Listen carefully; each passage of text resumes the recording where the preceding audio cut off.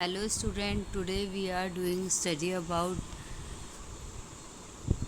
Hello student, welcome back my channel, and today we are doing study about our rich culture from your class 4th chapter 17 from your SST book. So let's begin.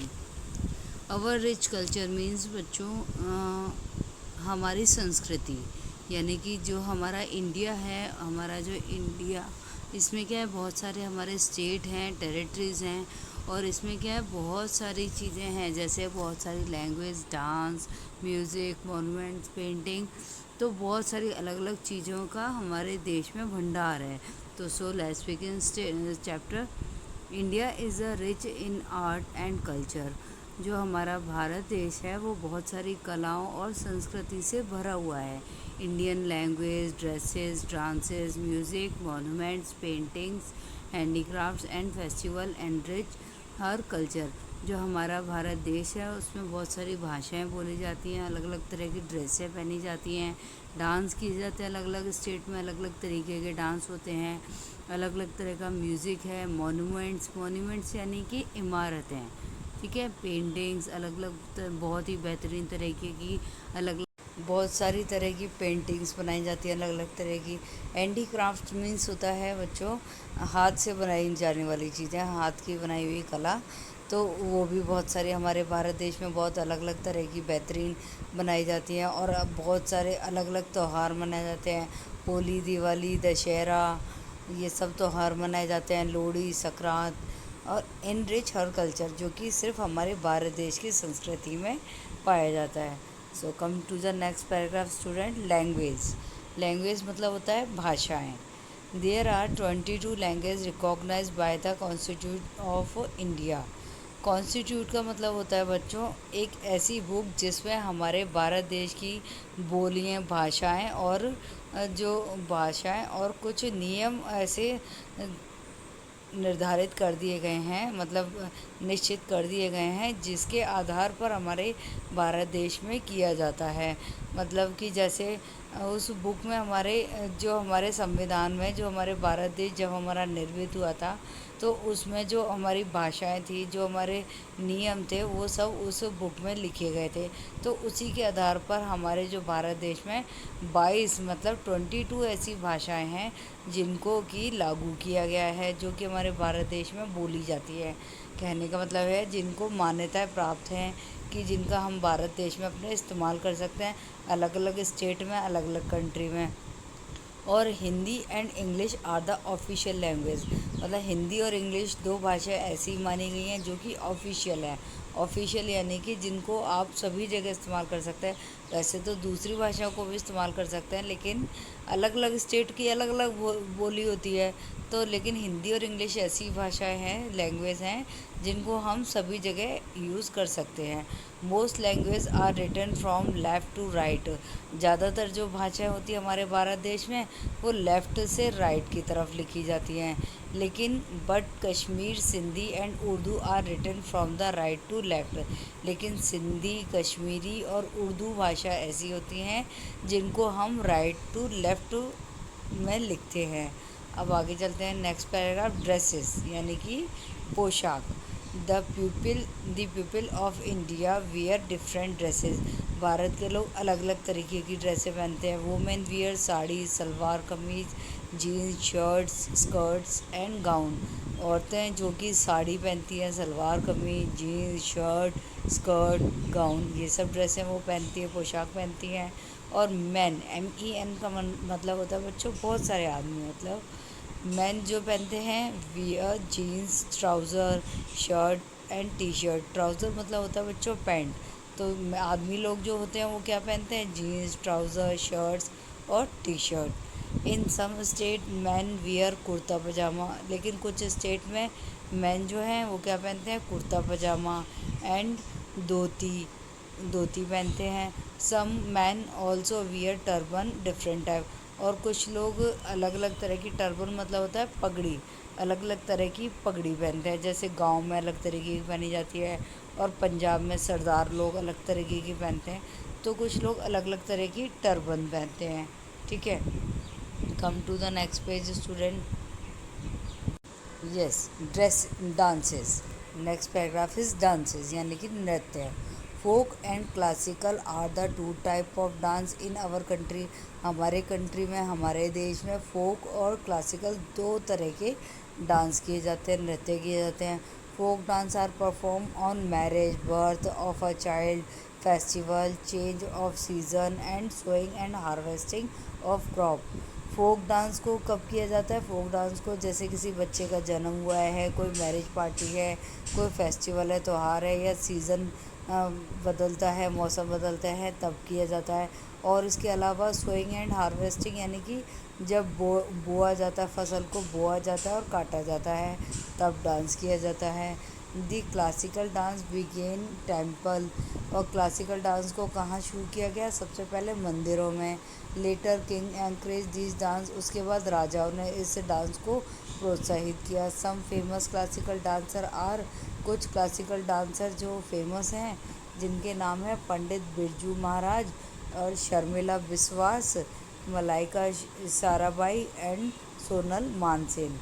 ये जो हैं, ये लोग classical dance को इन्होंने शुरुआत की और ये बहुत बेहतरीन डांस करते हैं, जो कि हमारे भारत देश के हैं।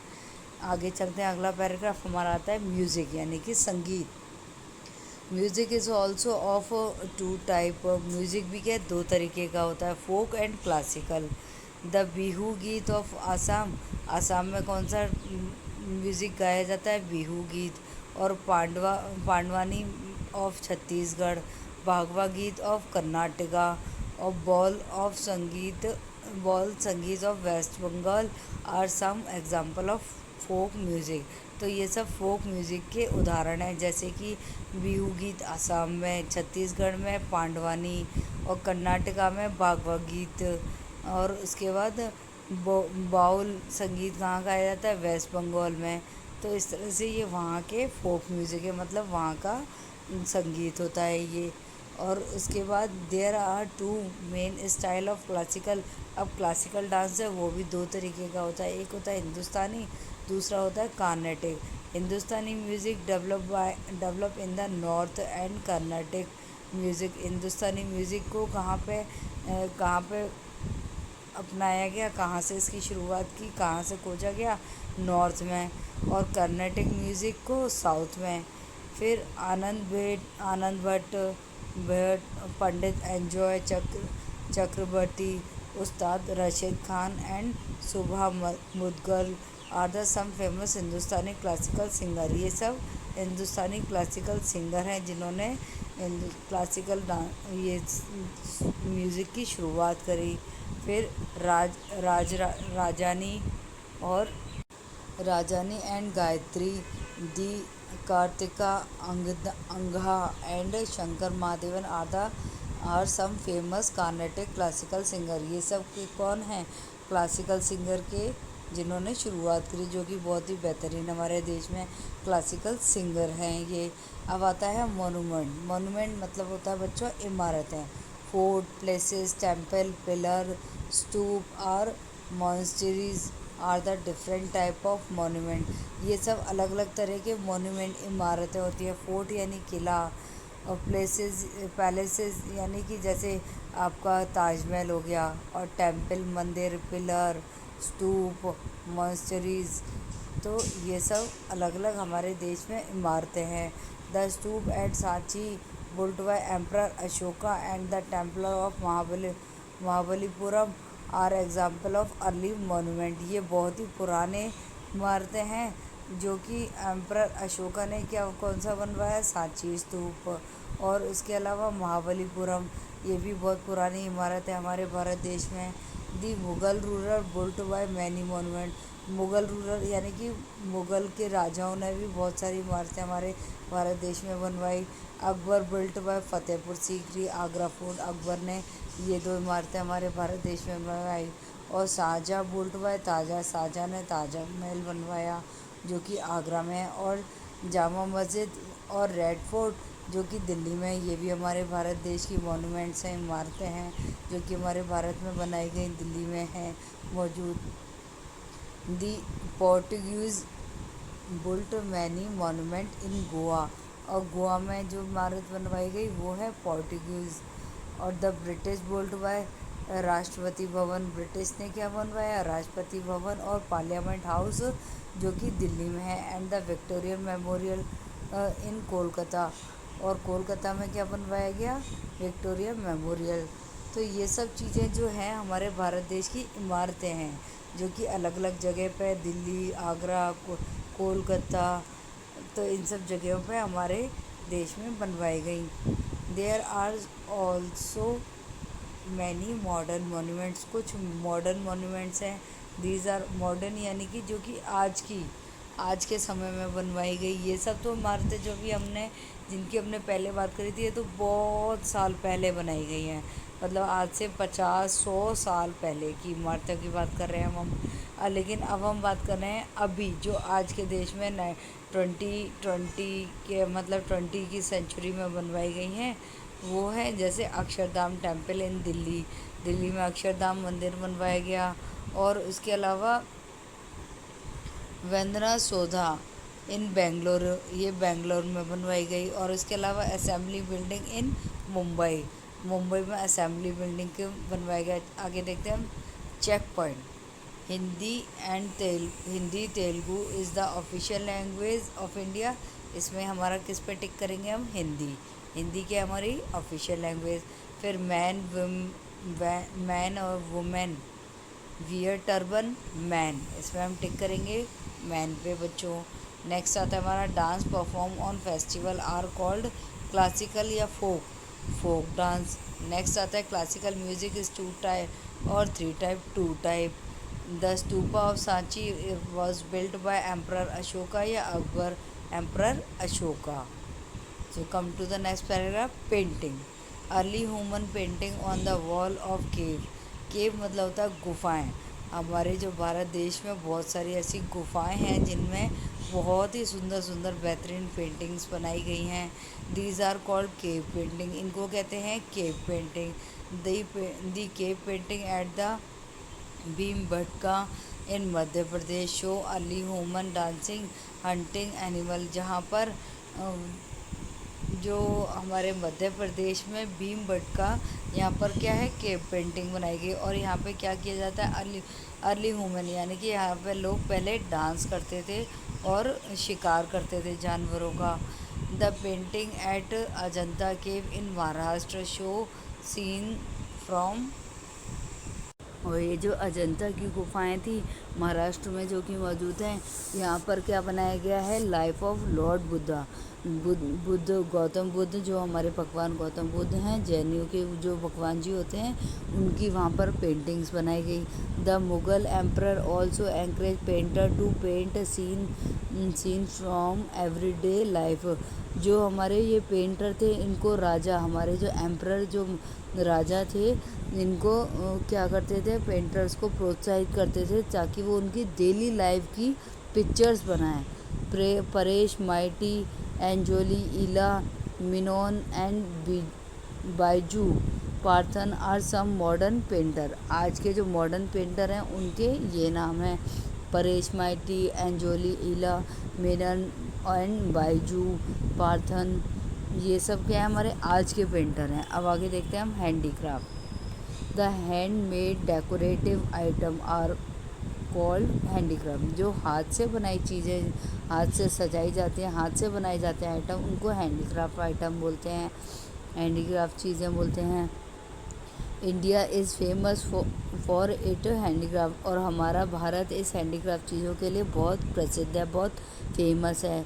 सम famous item are terracotta horse of waste Bengal, cane and bamboo craft of Tripura, puppet of Rajasthan and Kanchipuram sari of Tamil Nadu. तो ये सब जगह, ये सब चीज़ों के लिए प्रसिद्ध है। कौन सी चीज़ें और कौन सी जगह, जैसे कि टेराकोटा हॉर्स को कहाँ बनाया जाता है, वेस्ट बंगाल में। और केन और बैम्बू से त्रिपुरा में क्राफ्ट बनाया जाता है। और पपेट शो कहाँ होता है, राजस्थान में, यानी कठपुतलियों का डांस। और कांचीपुरम की साड़ियाँ कहाँ फेमस हैं, तमिलनाडु में। अब हम आगे बात करते हैं फेस्टिवल्स यानी कि त्यौहार। The festival celebrate in India can be grouped into 4 category. Festival को 4 कैटेगरी में बांटा गया है। सबसे पहला आता है हमारा national festival. We celebrate 3 national festival. Name हम 3 तरह के नेशनल फेस्टिवल सेलिब्रेट करते हैं और उनके जो नाम हैं, नेम दैम, हाँ 3 फेस्टिवल इसमें नेम नहीं दिए हुए हैं, मैं आपको नेम बता देती हूँ। जैसे कि हमारा 15 अगस्त और 26 जनवरी और 2 अक्टूबर, यानी कि गांधी जयंती, इंडिपेंडेंस डे और रिपब्लिक डे। ये तो हो गए हमारे 3 नेशनल फेस्टिवल। अब आगे देखते हैं हम रिलीजियस फेस्टिवल, यानी कि धार्मिक। People celebrate Diwali, Christmas, Eid, Gurpurab, Buddha Purnima and Mahavir Jayanti. ये सब क्या है हमारे रिलीजियस फेस्टिवल। और हार्वेस्ट फेस्टिवल, जैसे बैसाखी इन पंजाब, बिहू इन आसाम, पोंगल इन तमिलनाडु, ओनम इन केरला और some harvest festival. They are celebrate when the crop have been cut. जब हमारी फसल उग जाती है और उसको जब काटा जाता है तब ये फेस्टिवल मनाए जाते हैं। कौन से फेस्टिवल? जैसे पंजाब में बैसाखी, आसाम में बिहू, तमिलनाडु में पोंगल फेस्टिवल, केरला में ओनम फेस्टिवल। ये सब फेस्टिवल जो कि फसल कटाई पे मनाए जाते हैं। ठीक है, ये होते हैं हार्वेस्ट फेस्टिवल। अब आते हैं special festival. There are organize by government to attract tourist. ये हमारी गवर्नमेंट यानी सरकार के द्वारा मनाए जाते हैं, जो कि हमारे टूरिस्ट को अट्रैक्ट करने के लिए। The tulip festival of Jammu and Kashmir. Tulip festival कहाँ मनाया जाता है? जम्मू कश्मीर में। और the desert festival of Rajasthan. Rajasthan में कौन सा? डेजर्ट फेस्टिवल, जहाँ पर क्या होता है, जो कैमल होते हैं ना, जो शिप ऑफ डेजर्ट कहलाते हैं कैमल, उनको उनकी राइडिंग होती है, उनको डेकोरेट किया जाता है, तो ये राजस्थान में मनाया जाता है। The Konark festival of Orissa. ये उड़ीसा में मनाया जाता है कॉर्नक फेस्टिवल। द ताज महोत्सव ऑफ उत्तर प्रदेश। उत्तर प्रदेश में कौन सा मनाया जाता है? ताज महोत्सव। द राना उत्सव ऑफ गुजरात। गुजरात में रन उत्सव मनाया जाता है। और हॉर्नबिल फेस्टिवल ऑफ नागालैंड। तो ये कुछ एग्जाम्पल हैं जो कि हमारे इंडिया के फेस्टिवल्स हैं जो कि हमारे भारत देश में मनाए जाते हैं।